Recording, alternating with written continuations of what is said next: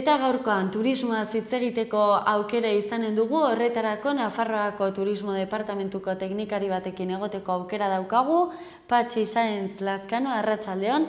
Eta zuri ere. Eta ongi etorri xaloara. Arratsaldeon. Bueno, konta iguzu, antza denez Nafarroa kalitatezko helmuga dugu, turistikoki zergatik uste duzu edo zergatik izendatu dezakegu horrela Nafarroa? Bai, gure turismoa delako, ez dugulako bilatzen kantitatea, baizik kalitatea, ez? Izan litzake gure helburu bat. Zergatik, gure eskaintzare bai iruditzen zitzaigulako kalitatezko eskaintza bat delako, ez? Esateko referentzat hartu dezakegu Nafarroa landa turismo arloan, esan dezakegu, urte asko da magolako hortan, da ja, gehiamat estatu mailan nola ezautzen gaituztelako. Gero naturaldetik ere bai, konsideratu dezakegu, ditugun baliabideak bai, kalitatezkoa diela, nahiko ongi mantentzen dielako, baliabide nahiko politia dituztelako, beste aldetik, eta gero zer esanik ez gure ondare historiko eta kulturala ere bai, gobernuk alde hortatik lan dexente indo mantentzen ditugun eliza, monastegik eta bar. Eta gero beste aldetik gure gastronomia ere bai, ez?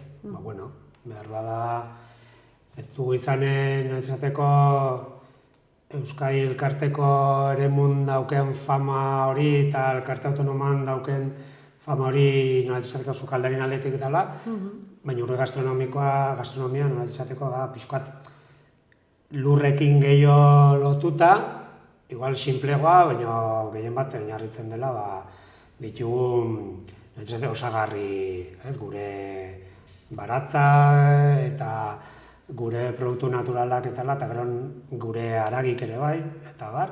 Orduan pixkoan lau bost ezaugarri haiengatik bultzatu nahi dugu kalitatezko turismoa. Turismoa. Badakigu ze jende mota gerturatzen den Nafarrora?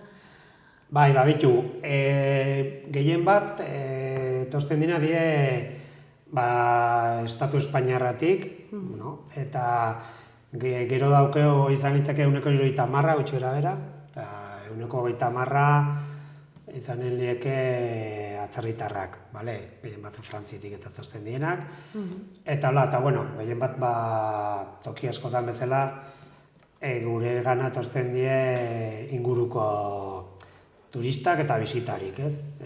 Izan lieke gehien bat gure esateko publikoei maitatuena o gehien maitatzen gaituna zer dien Nafarrak berak eta gero ere bai Gipuzkoarrak, Bizkaitarrak eta Arabarrak, esateko, gure gune garrantzitsuna, eta gero Madrid eta Kataluniakoak, ez? Hor duten da nolabait esateko, Euskadi elkarte autonoma, Madrid, Barcelona eta Nafarroa gutxi era paren egoten die, 16, 15, 17 inguru hortan, pixkoat ideen nagusiki etortzen dira, eta gero, duten bezala atzerritarra, Frantziatik egin bat, eta gero, baita Santiago bidea dela, San Fermina dela eta hori etortzen da, pixkoat Britainia hunditik, eta Estatu Batutik ere bai, eta Italiarrak eta Alemaniarrako izan dieke. Hor lan asko inbar dugu hendik. Oraintxe bertan ez, atzerritar gehien etorriko den momentua izanen dugu, San Ferminetan?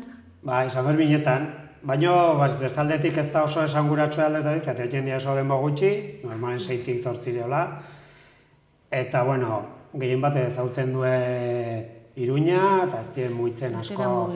Hor duen da pixkoat, alde horretatik interesgarrikoa da atzerritarren aldetik Santiago bidea. Santiago bidea hor bai proportzioak aldatu egiten die, eta hor ja, 60, 70, di atzerritarrak. Hor, alde horretatik bai ikusten dugula lan gehien ditxekela, baita ere asko dira erromesak, eta pixkoat ez du ez dara beste herrik eta bizitatzen dela, egiten du bere bidea, eta eskansatu, baina horre bai lanketa bat inditxeke, eta toki batzutan saiatzen nahi dira, gero erromesak eta nola etxesateko lortzen, eta gero turista bezala etorri etxetzela. Eta hori, San Ferminetakoa da oso puntuala, eta baita ere ikasi behar dugu bizkoat. Zabaltzen urtean zehar dela, eta konplexoa da. Atzerritarrez hitz egin da, duela egun batzuk, ez, bisitariak izan ditugu hemen Nafarroan, Britania handitik eta Alemaniatik, zer egin dute hemen Nafarroan? Bai, betu, hori baita ere da, guain lantzen airen, honekin elotuko nuke plan estrategiko berri bat, bukatzear dagoela, zeitxun onartuko da, eta helburutariko bat da atzerriko jenden gana hurbiltzea eta jatea, eta jende artean gehien bat Alemaniarren gana, zati Alemaniarra di asko buitzen dienak, ez zaila gustatzen bakarrik ondartza jatea, baizik beste interes kulturalak eta dauzka, beti danekin da promozioa eta, baina, guain bertan hori bultzatu da taula, etorri die turoperadore batzuk, turoperadore die bidai agentzi potente batzuk, bialtzen dola jendea taula, talde antolatutak eta eta Alemaniarrek etorri die nahizuelako gastronomia eta kultura lantzea, eta ibili die Iruinen, ibili die Herriberrin, ibili die bodegak eta ikusten, orokorren hori, eta gastronomikin erlazionatuta dauden gauzek, eta monastegik etala.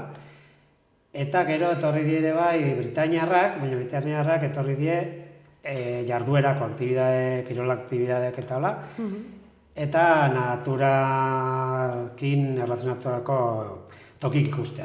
Orduan, hauek ere ibili die nitxuzte bisitak Bertizaldera, Baztanalden ere ibili die ere bai Urbasan, holako tokitan, ikuste gutxura bera naizela ez dutela deusuzten, eta ikusi du baita ere Plazaola Natur bidea, eta gure sensazioen arabera asko gustatu zaie, bai Alemaner eta bai Britainiarrei, eta batzu esan du interesatuta daudela nolazizateko taldek eta ekartzeko onuntzar, uda hontan edo uda azkenen, handi pixkoate taldeek eta ekartzen, da pixkoatelako ekitealdiekin o ekintzekin bilatzen dena, ez? Beraz, esperientza polita eta arrakastatxua, ez?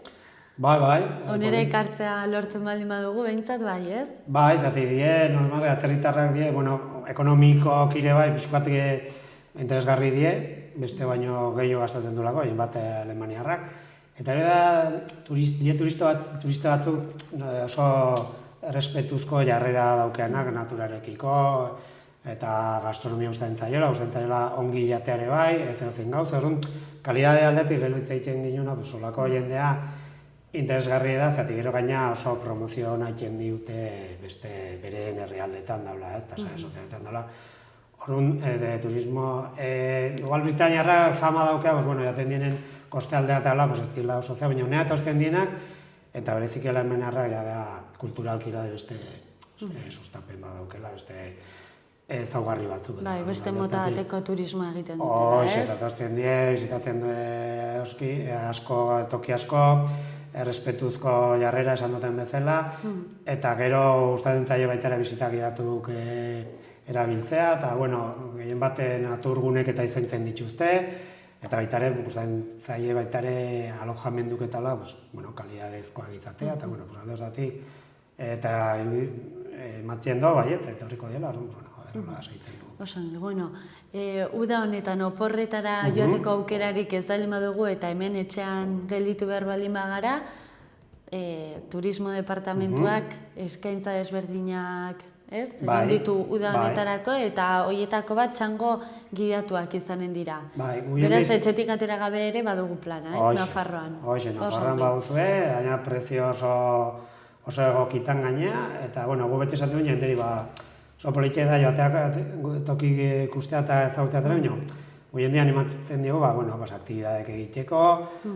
bazkaltzeko bertan, parte hartzeko antolatzen den ekitalditan, eta pixkoate legealdi hontako helburutariko bat eta gobernuak ordionala gertzen da gaina da ibilbidek eta txendak eta sustatzea eta garatzea eta hori dena. Horrekin lotuta, martxan jarri dugu proiektu bat esateko hori dena sustatzeko eta aurrera izateko ekintza desberdinekin dela, eta bitako bat, eta potentena izan ditekena da, antolatu ditugula Nafarroko Gobernutik, turismo saiatik, txango gidatuak esan duzun bezala, txango gidatuak daude folleto honetan, ez? Hasi ziren ja maiatzen 20, bukatuko die urrin 28. Orokorrean, menduz egutegi eta orokorrean die asteburutan, baina uztailen da abuztun dela, bueno, esateko... Bai, jai gehiago dugun... Hoixe, gara altuna eta oporrak eta hori izanen die, aste hartetan, ostegunetan da larun batetan, baina momentuz ekainen gaudenez, larun bat eta igandetan. Hor egin die gu erlazionatuta honekin, eta ginun folleto bat eta itxeneiga promozio berezi bat eta gauz gehiago Nafarroko bidea ditu diogun proiektu bati, baten barrenen kokatzen da. Aukeratu ginen 30 ibilbide, daude asko gehiago, baina bueno, gaina bizitatu genitun, da ikusita dena, eta 30 hauek oinarritzat hartuta aukeratu ditugu 15 bizita gidatuk egiteko. Orduan, honekin baita ere lortzen dugu jendei erakustea ibilbide hauek, joan daitezela bakarrik edo bizita gidatu baten, beste aldetik, bigarren helburua da bertako enpresei izateko promozio tresna bat ematea, kontratazioa eta egiten dugu hemendik, baina beraiek bai ikusi ezatela beraiek izateko gure laguntza gabe etorkizunean produktua landu dezakegula, batzuk ja egiten nahi dira, baina gure laguntzarekin gehiago. Eta horregatik, asteburuetan da egun hauetan, antolatzen dira, normalen larun batean izaten dira 3 lau, igandeetan beste 3 lau, pixkoat enpresen arabera ere bai. Eta hartu dugu saiatu gara Nafarro osoa hartzen, herriberalden ez dugu lortu enpresak eta ala, eskaintza egintzen zion, da aztatea, baina espero ezagun datorren urten tokatzea, eta erdialdetik, Iruñerri eta gero gehien bat mendialden, atea die. Eta 15 ibilbide horiek, ibilbide erreixak, edo zeinentzat, jartzen dugu ze dificultatea eta daukean da hori, zailtasune, baina horoko errendie familiekin da joateko eta neko erreixak egiteko. Hoi alde batetik. Eta gero baita ere, bizita hori balio du 5 euro bakarrik, die goiz osokoa, eta gu jartzen dugu gida, eta bakarrik, jo nahi duna, eraman behar da bere kotxea, eta hori, baina gida gu jartzen dugu. Eta 5 eurongatik, ateatzen da bizita bat oso politxe, Oain arte jendea muitzen nahi da, eta nahiko arrakastatzu sortatzen nahi da. Eta horrekin osatzeko, baita ere antolatu ditugu beste bizita batzuk diela gorriz agertzen diena eta ordinez diela gorriz die GR-eko ibilbide luzeetako bizitak. Hoi antolatu ditugu 3, bat ja egin zen aurreko larun batean, nahiko ongiatea zen. Eta gero beste bi izanen die Iraian eta Urrin. Eta gero Santiago Idekoa bai indugula, hau nora dien 7 bete, hilero, egiten dugu bizita bat, eta baita ere. Ez da diferentzia daukea bizita hauek, gu hartzen dula gida eta autobusa. Osa, joan nahi duenak autobusa Iruñetik, baina baita ere pasatzen den herritatik, norbait gelditu nahi bado hartzen aldo, bale?